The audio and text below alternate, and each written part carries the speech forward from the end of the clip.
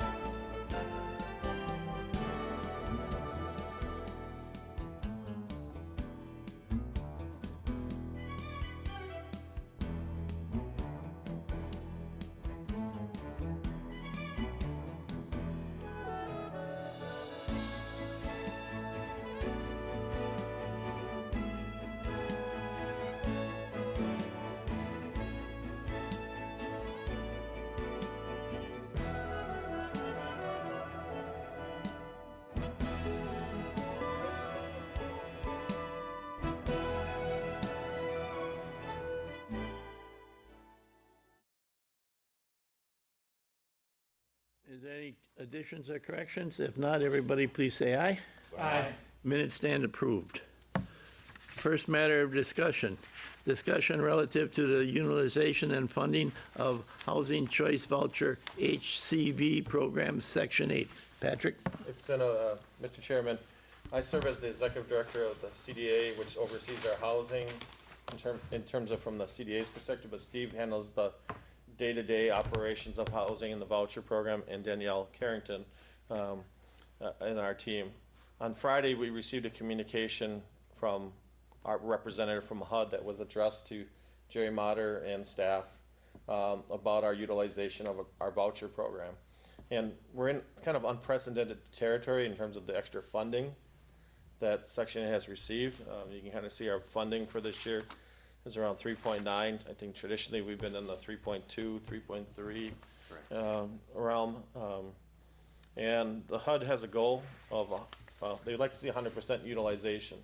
We're in the 80s at this point in terms of utilization. Our team is doing a great job. They recently did a open enrollment to get more a fresher waiting list for the Section 8 program. They've increased our payment standard to 120% of the fair market standard, and they're offering landlords incentives. I think there was a previous meeting where the CDA made some amendments to our administrative plan to help get more utilization of the program. But I'm gonna kind of turn it over to Steve here, and he can talk about, you know, what are some of the comments from HUD and where we're going, and looking for some direction. Yep. Well, good summary, Patrick, and, you know, honestly, the bottom line is that HUD is just telling us to spend 100% of our available money. We have, you know, roughly about $400-some thousand in reserves.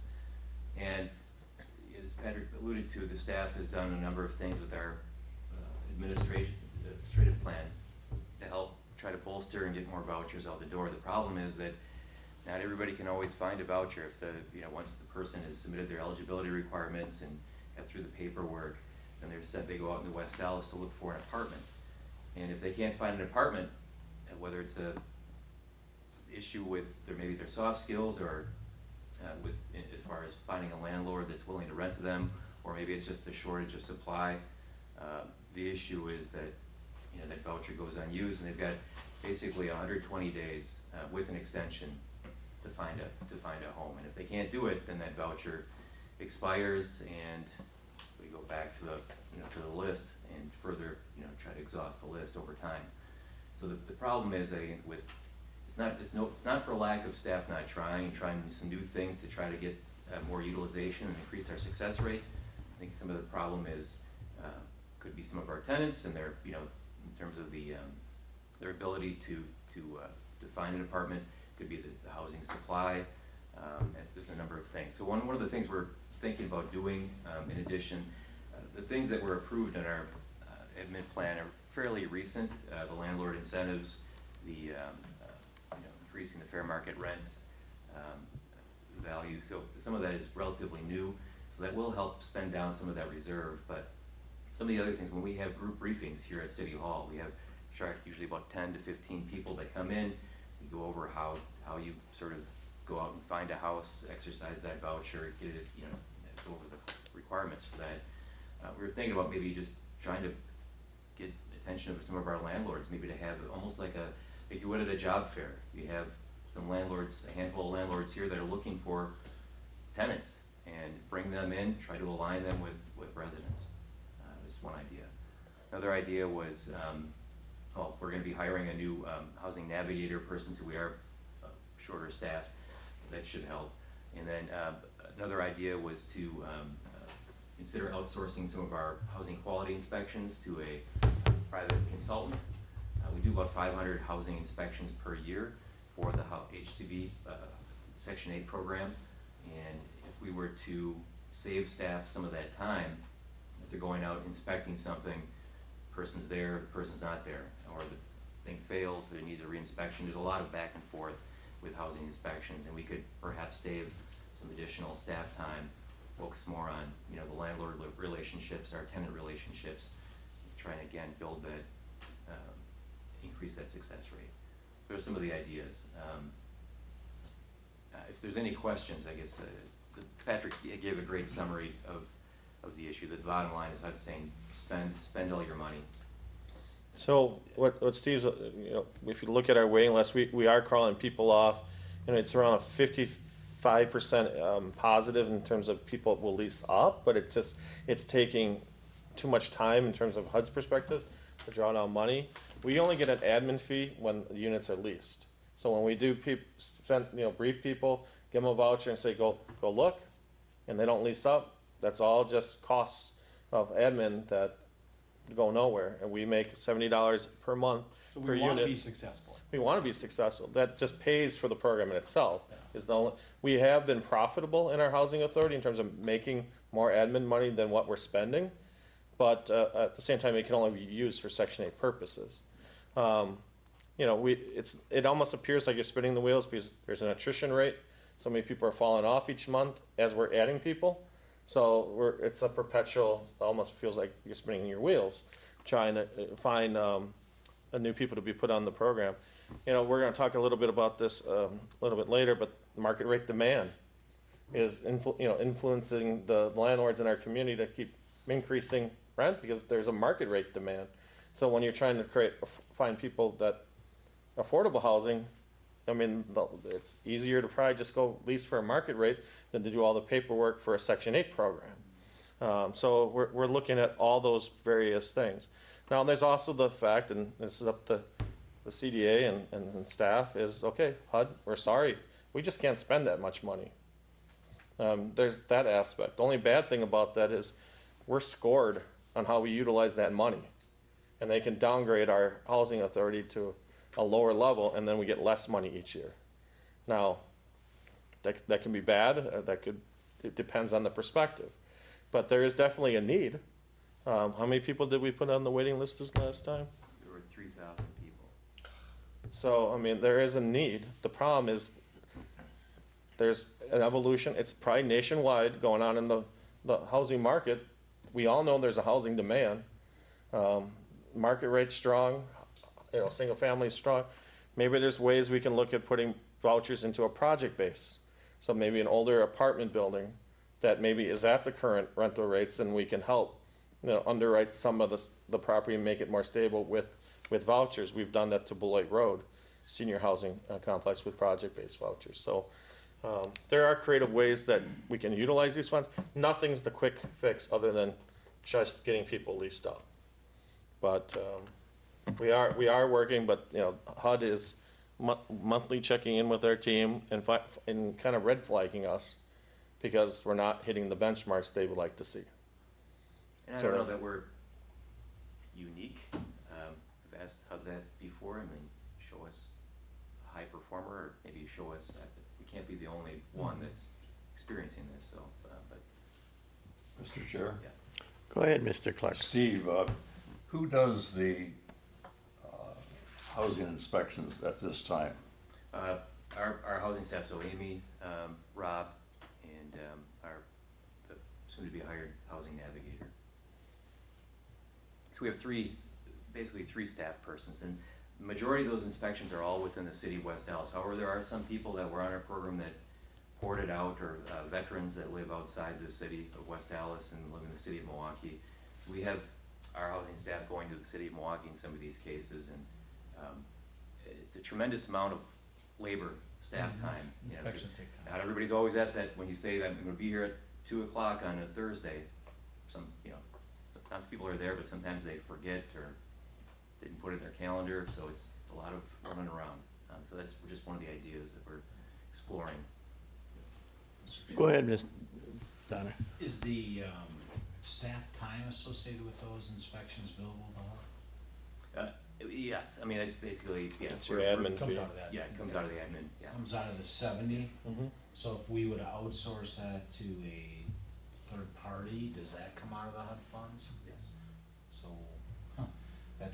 so if we do it ourselves, we can't charge HUD, but if we outsource it, we can charge HUD. Yeah, I mean, either way, I mean, that, our admin fee is paying for our staff, or, I mean, the reserve. It sounds like if program we, no income matter is- how we handle yeah. inspections, we get $70.06 admin fee. Yeah. But if we outsource our inspections, we get to charge that outsourced fee to HUD. Yes, yeah. I remember I said we make more admin fee than we actually utilize currently. So we have an admin reserve of around That's the 400. over 400,000. Mr. So- Chair, Go ahead, Alderman Weigel. I didn't mean to cut you off, Patrick. No. Oh, you're fine. Couple questions. How is it that our allocation went up? Did we ask for more, or they just gave us more? They've been telling us it's unprecedented year for Dallas. I mean, there are some reserves there, but they're saying that the federal government is pouring a lot of money into, So they gave us more money, and they're expecting us to perform. yeah, we'll give you some more vouchers, we'll give you some more money, and, go out and, They gave us more about, and you said if somebody gets a voucher and they can't utilize it and use it in 120 days, it doesn't vaporize, it goes back into our kitty.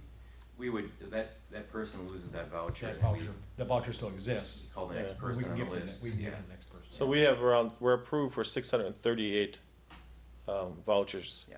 And we're only, it's July at 5/21, but we lose people mid-month and Yeah. deaths and things like that, so. And then a general market question. How long do apartments, say at Upper Flat in West, we're talking about a lot of kind of duplexy things here, right? A lot of this is. Mhm. How long does one stay on the market? It seems to me, I see people all the time on social media at least, hey, looking for a 2-bedroom there, I can take my dog, is, cause we all know the market's hot, right? So the fact that the landlords are renting up their space without having to go into the voucher, have a voucher tenant, says a good thing about the city or the market in general. That's the market demand I was kind of Yeah. talking about, that you're competing against strong market Yeah. and trying to help. We need to build more apartment buildings, apparently. Yeah, we're working on it. But this is for informational purposes. It's an important issue because this goes back to, they laid off during COVID on this issue. Now we're coming out and now they're like, okay, we want you to start spending money quicker. I mean, this happened before the transition to Steve. It was with Luke as well. They're adamant, you gotta get more utilization. And our team has been trying. Do you But now ask it's- HUD, do they have a best practices? They say, West Dallas, these are the things you're missing, here's the checklist of things you should be doing? And that's part of the reason we have that monthly check-in with our HUD rep, and, you know, we're asking questions of them, they're pointing out things that, you know, we could do, and some of the things that we worked on with that admin plan, like landlord incentives and Yeah. increasing the fair market rent allowances, those are some suggestions that, we had talked and collaborated with them and implemented within our admin plan. We even, I think Steve and I talked about transportation or childcare sometimes is tough when you're trying to go find housing units. And maybe we give a voucher to take Uber out to the place because, or bus tickets or something. You know, we go, the day they're here for briefings, they're in their city. And if we can get them leased up quick, that's the advantage. But if we let them go and then they're working or they have trouble getting to look at a unit or they miss it, you know, then the landlord doesn't want to take that person again, they'll meet, I mean, and these units are going quick that are out there, so. It's an interesting situation. Don, go ahead. So, the last time you came before the committee, you had asked for approval to make changes in some of the strategies. Here, there appears to be some changes in strategies. Are you looking for our permission to make those changes? Nothing yet. This just came last Friday. But since we have CDA tonight and it was addressed to the chair, it should be communicated and shared with the members of the authority. Just because when they score us and we don't spend all the money and we drop, one of our measurements is, I think, was it 85 and above for a CMAP? And this is a number that if you don't hit a certain benchmark on utilization, they give us a 0 and it brings down that score. So we want to be in good standing, but, you know, we're doing everything we have. Or like, I want to call your attention to it, we made Yeah. changes to the admin plan that's working, but, you know, it's still early, we'll see how it goes, and, I just wanted to bring this to your attention, because this was just a very timely communication we got from Mike. All right.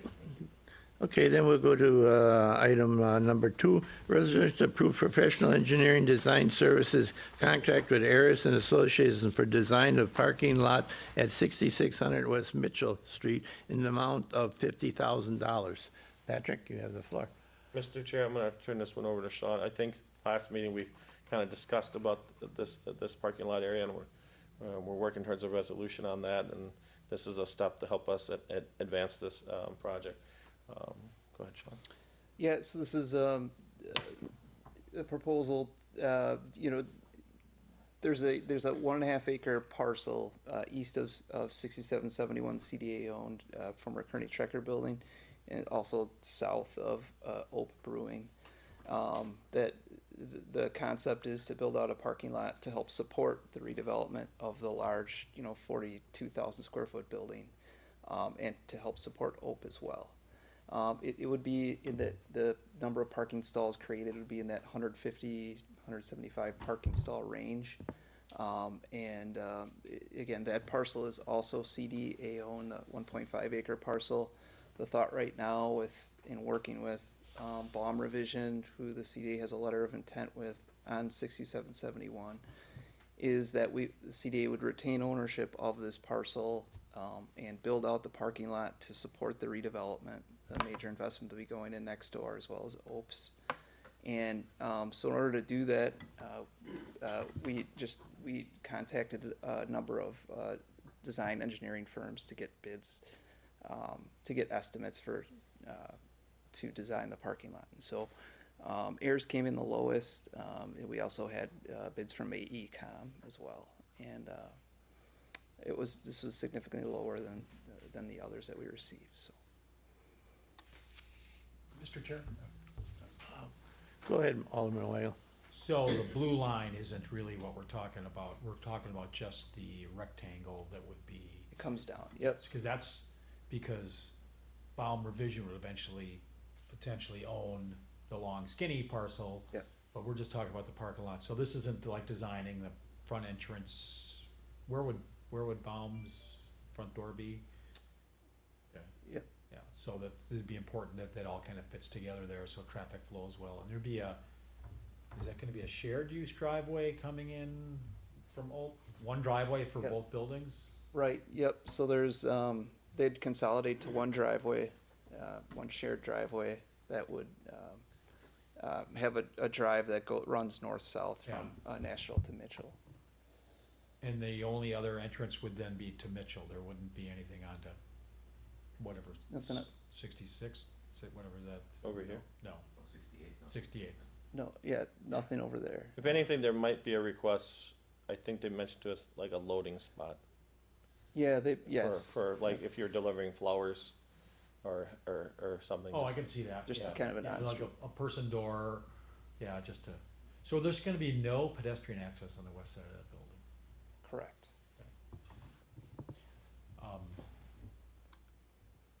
And They did talk about some access up here. Yeah, Yeah, that might on be- National, Yeah, yeah. yeah, on National. But, do we know what this parking lot, have we told them what this parking lot's gonna, we're not talking about key card access, we're just talking about just kind of a parking lot. They're doing the lighting plan too? Yes, Yes. Okay, and stormwater and all Yes. that? Go ahead, Mr. Niemer. Where's the access to the parking lot? On Mitchell, Might be two? There's two there currently on Mitchell, and then also through here.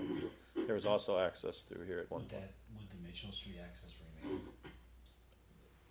most likely there would be some access from Mitchell. I'm not sure if it would just be where the two-way drive is that would come out. It might just be that, and then you turn right in. That's part of the design process that, So the current access to open and the other parcel is through this shared drive? And that would be the only access to the parking lot? From National. From National. right? But there Yes, would- There would remain an access point from Mitchell. yes, Yes. definitely. Go ahead, Mr. Clerk. Thank you. Chicken and egg question. If the former Kearney and Trecker facility is not redeveloped, would we be building a parking lot? No. This is for that redevelopment. I mean, it's like a parking structure, a TIFT parking structure for an office building or Not any different than what we did for Ren Fair or Summit Place in helping support the parking structures at those developments, which today are sitting empty. Yeah, that's the problem. The thing here is, they get this 50% occupied by a design architect, not architectural firm, but an event firm with, how many staff? 30. 30 staff members and people coming to plan their events. We also represented hope that this would also include some shared parking for their venue. They have 10,000 square feet, and we've seen this entire thing parked up for that. Bro, So we have people coming to the neighborhood. There is a need for parking. And now, we also represented that if this became developable at some future point, we'd have to replace the parking lot, whether in the building or such, or a deck or structure. But we would look at this as a development site in the future years. that's why we wanna retain ownership. That's why we want to retain ownership. But, like you said, if we are retaining ownership of that parking lot, we're gonna do, it could be sometime in the future, demand, whatever would be an economically viable thing to put there, assuming we're still actually driving automobiles at this time, We're gonna end up having to replace all that parking somehow with a structure to support OPE and the potential Baum space and whatever the new thing is. So the reality is, we'd only be, there's only half of that parking lot's gonna be developable, because we're gonna have to build a 7-story. Build density. Yeah, yeah, unless we live in some future world where we're all riding, hoverboards or whatever. Correct. The flying car, I think, just was patented. Yeah, so, I know we've said we wanna control the property, but I'm starting to wonder why, I guess. Don't That's know. I mean, I think it's best to control. I understand that. And otherwise, if you were saying there's no interest in doing this, let's just say, then we have to capitalize this into this structure Yeah. and help underwrite that through that, Underwrite that it for process. them and then build it and then give it You're to essentially doing it through that, Yeah, right? yeah, and then potentially OP gets aced out of the use of it. We don't want that to No, happen. we don't, like you said, I've been by there, I think that brewery's been way more successful, and they're not even done. No. The National Avenue side isn't even done. And they would like to, as we saw in some recent publications, and I mean, their vision is to expand off this way with production at some future point. Yeah. if they're I just wildly drove by it successful. tonight and their parking lot was full already, and it was 5:45. Yeah. Yeah. So if you want to hold this item until after we discuss the development agreement in closed session, we can do that. Yes. I'd like to do that. All right, we'll hold that. How we do to item number 3, resolution to approve professional service contracts for financial real estate consulting services contract with Baker Tilly in the amount not to exceed $25,000. Mr. Chairman, we do a lot of work with Baker Tilly through a new market tax credit entity or FIRE. They also have an incentive firm, performer review firm, division, et cetera. We've been doing a lot of work as the CDA through SB Friedman, and we'll highlight that here in a little bit. But with the level of projects that we're seeing, I think it's best to have 2 available in terms of people to review projects and certain projects. SB Freeman's busy, and as you know, they're always trying to find people too. And we had some numbers sent to them, and it took several weeks to actually get back to us. And sometimes we're a little bit more urgent. We want to keep things going. Development is hot, and we want to keep that process going. So we're recommending to have another professional consulting firm as a resource to the CDA to review projects as they come up. I'd move approval. Second? Been moved approval and second. Any further discussion? If all in favor, please say aye. Aye. Opposed? Resolution passes. Do you want to do 7 and 8 or hold them? 4 we can do. 4? Oh, excuse me. Resolution to approve estoppel certificate and agreement related to development and finance agreement between the Community Development Authority of the City of West Dallas and Sona Loft LLC. Patrick, you have the floor. Mr. Chairman, what this is just, it's a legality. They're going to permanent financing, and for everybody to be comfortable with going to that, they want us to attest that Sona has met all the expectations that are set out in the development agreement. And our city attorney has represented that he's in agreement, that we should sign off on the estoppel certificate, so. Move approval. Second. Been moved for approval and second. Any further discussion? If not, if all in agreement, please say aye. Aye. Resolution passes. You gonna do 7 and 8 now, or you want to go into closed session? What is it, 5? We have a closed session, right? 5? We can just do that on closed session. Closed session. That one you Oh. can, And 9. We can Go do to both. 9, all right. Number 9, discussion on a request for proposal for the former Longfellow School located at 2211 South 60th Street. Mr. Chairman, our team has been fortunate enough and been in discussions with the superintendent and representatives from the school district, and part of forming an RFP for the Longfellow School. This is being done by the school district.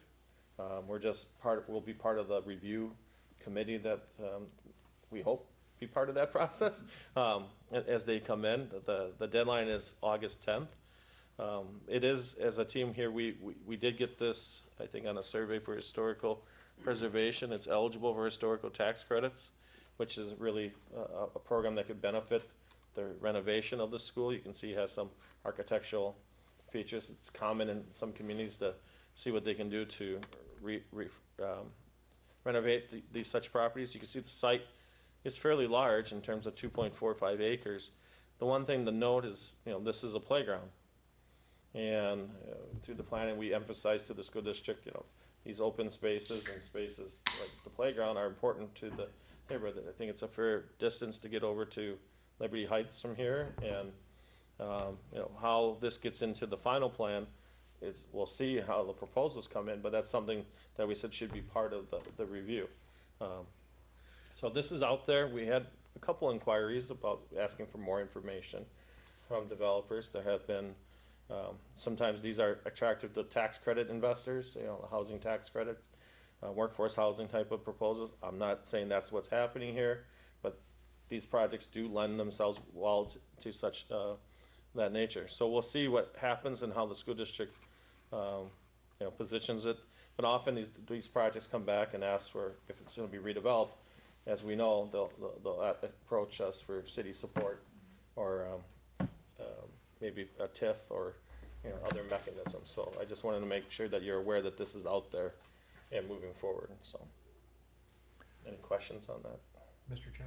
Go ahead, Alderman Weigel. So, Patrick, you mentioned TIF, so right now it's not paying anything, right? It has a zero base, So correct. that makes it very interesting for us. And then the historical tax credits. I mean, that's they It's sell all- for 80 cents on the dollar, if not more, to bring equity to a project. So And what does the zoning allow there?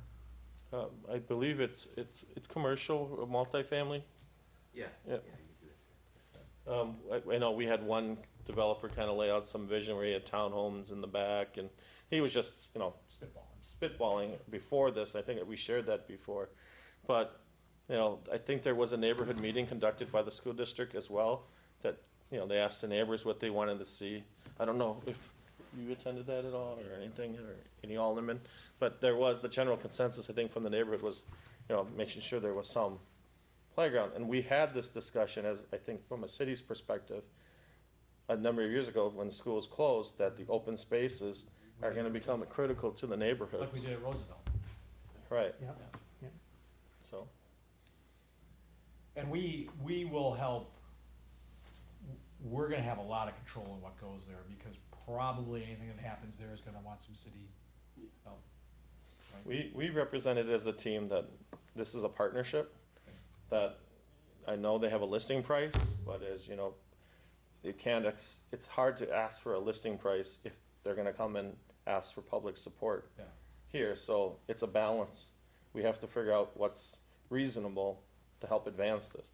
We wanna make sure it comes back to the tax rolls. I think that would be That would be huge. Oh, an that's number important one, yeah. factor here. But maybe there's another use, maybe there's another school that responds to the school. Then we don't have a participation in that, so ideally that might not be the greatest fit, as we're trying to bring more to the tax rolls, but I think that was the school board's hope too, was to bring property to the tax Yeah, rolls. they benefit from that. Any further questions? If not, we'll proceed. For agenda items 5 through 8, the committee convened in closed session pertinent to provisions section 19.85/1/E of the state statutes for the purpose of delivering, investing public funds whenever competitive or bargaining reasons require a closed session. The committee may convene an open session after completion of the closed session to consider the balance of its agenda. Can I have a motion to go into closed session, please? So moved. Been a motion and second. Would you take roll call, please, Sean? Sure thing. Wayne Clark, Yes. Don Niemer, Yes. Alderman Weigel, Aye. Alderman Haas, Aye. Jerry Motter, Aye. Mike Suter. We're now in closed session.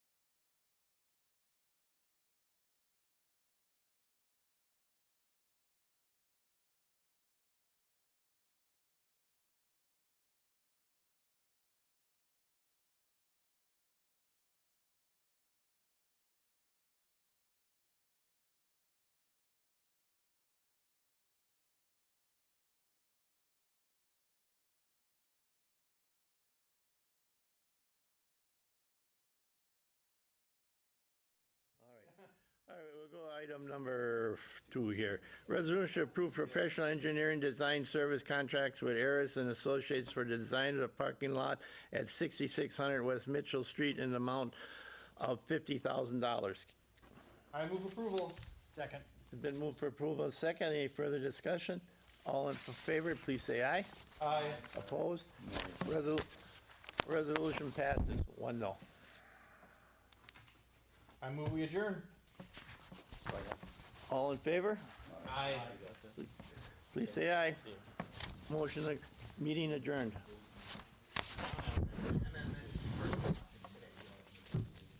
Marty, did you ask?